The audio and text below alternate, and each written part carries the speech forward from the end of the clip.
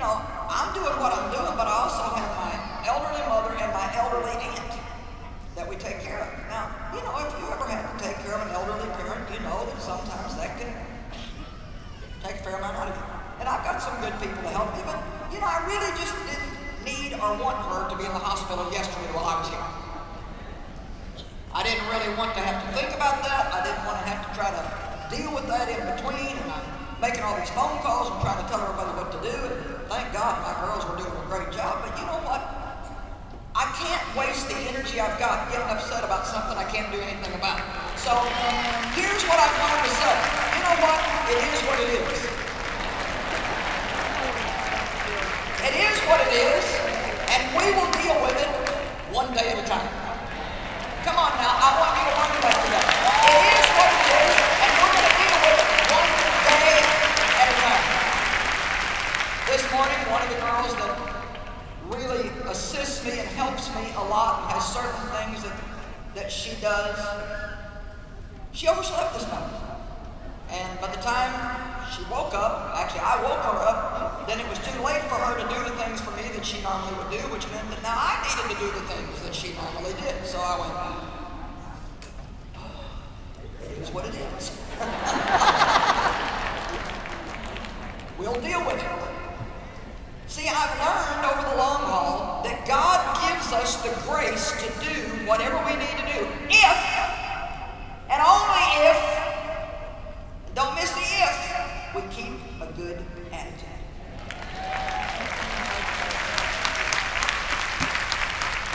Now, if you don't keep a good attitude, you can forget getting much of God's help. I mean, if you need a little attitude adjustment this morning. And, you know, I'm like, I used to be a control freak. So, I was always like, I'm not going to put up with that. I'm going to change that. I'm going to do something. I'm going to tell you.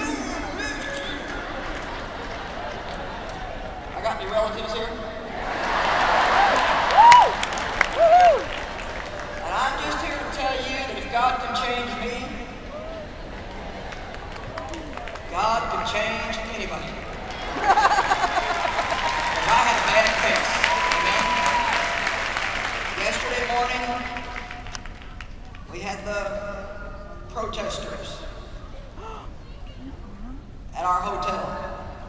They want a union at the hotel, and I don't care if they have a union or not, but I don't want them banging on drums from 6 to 8 in the morning when I'm staying in the hotel. 2 hours!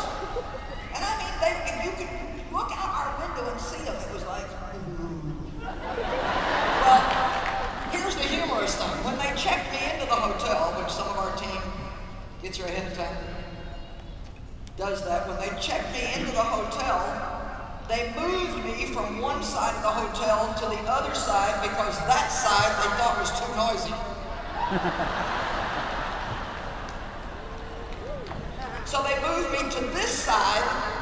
If I would have stayed on the other side, I couldn't have heard the demonstration. So you know what? It just seemed like I was destined for noise. But you see, I don't like noise. I can't stand even little nitpicky noises, let alone loud banging noises. I can't stand it if the motor in my air conditioning in the hotel room is rattling. I can't take that. I don't like it when light bulbs are buzzing. Any of that kind of stuff. I'm just like, But no, I got the loud banging drum thing, the 2 hours that I was trying to study. Now, I called the desk, they said there was nothing they could do. So now I got a decision to make. Am I going to just keep getting more and more upset? No, because I've been there, done that, wasted enough of my years.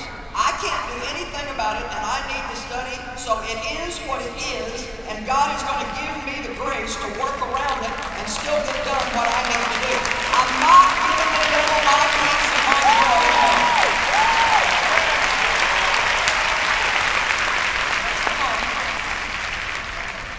Well, I would look at that sign in my grandmother's house, and here I had this huge secret in me.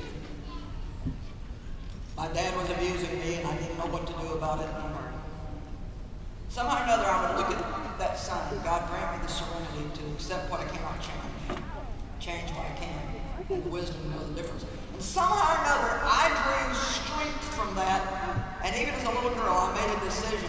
I can't do anything about this, but I'm going to survive it. I knew I couldn't change it, but I knew I could survive it. I knew that. And so I just made plans that the day that I was old enough, I would get out of that house. And I can even remember laying in my bed as a teenager thinking, someday I'm going to do something great.